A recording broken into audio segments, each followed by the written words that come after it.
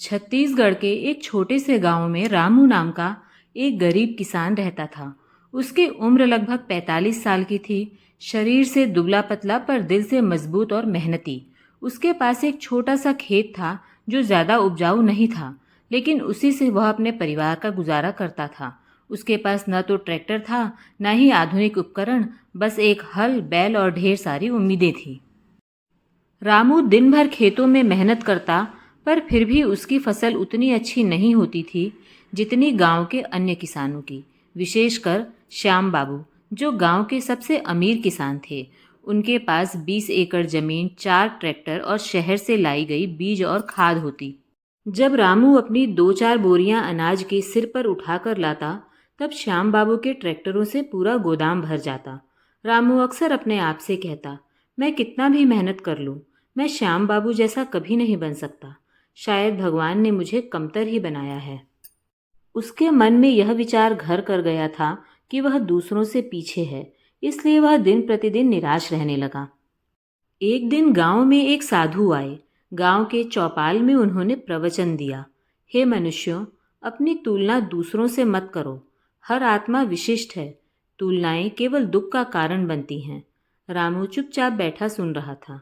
प्रवचन के बाद वह साधु के पास गया और बोला, बाबा, मैं दिन रात मेहनत करता हूँ, लेकिन फिर भी मेरी फसल दूसरों जैसी नहीं होती। मैं कैसे मानूं कि मैं भी विशेष हूँ? साधु ने कहा, बेटा, एक काम करो, कल सूरज उगने से पहले नदी किनारे आ जाना। मैं तुझे तेरी खासियत दिखाऊंगा। रामू को कुछ समझ तो नहीं आया, लेकिन वह अगली सुबह समय से पहले ही नदी किनारे पहुंच गया। साधु ने रामू से कहा, देखो इस नदी को, यह कितनी शांत है। अब देखो उस पहाड़ को, कितना ऊंचा और विशाल है। क्या नदी कभी कहती है कि काश मैं पहाड़ होती? नहीं। और क्या पहाड़ कहता है कि काश मैं बह सकता? नहीं। दोनों अपने अपने स्थान पर पूर्ण हैं।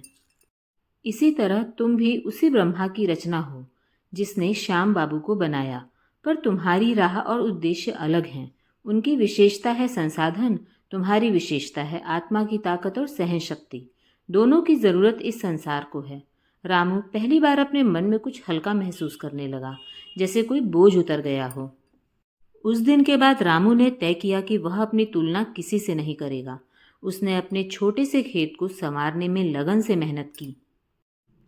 उसने जैविक खेती के बारे में सीखा, जिसमें रासायनिक खाद की ज़रूरत नहीं होती। उसने गोबर से खाद बनाना शुरू किया, नीम की पत्तियों से कीटनाशक तैयार किया और स्थानीय बीजों का उपयोग किया। उसके खेतों की उगाई हुई फल और सब्जियों का स्वाद इतना अच्छा होता था कि आसपास के कस्बों से लोग खरीदने आने लगे।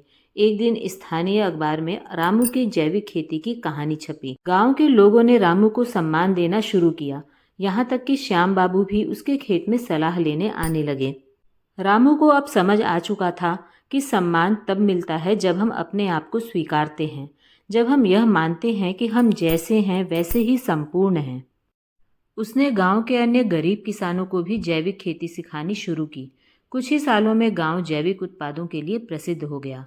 रामू को जिला स्तर पर सम्मानित भी किया गया।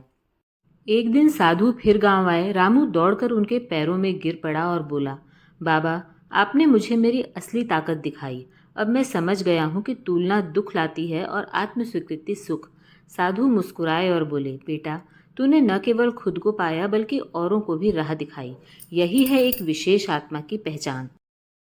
यह कहानी हमें सिखाती है कि हर व्यक्ति के पास कुछ विशेष गुण होते हैं जो किसी और के पास नहीं होते। तुलना करने से केवल दुख और हीन भावना आती है। हमें अपनी परिस्थितियों में ही श्रेष्ठ बनने का प्रयास करना चाहिए। अपनी विशिष्टता को पहचान कर आगे बढ़ना ही सच्ची सफलता है। रामू का जीवन हमें यह सिखाता है कि एक गरीब किसान भी आत्म स्वीकृति और मेहनत से वह मुकाम हासिल कर सकता है जो अमीरी नहीं बल्कि आत्मा की समृद्धि से मापा जाता है।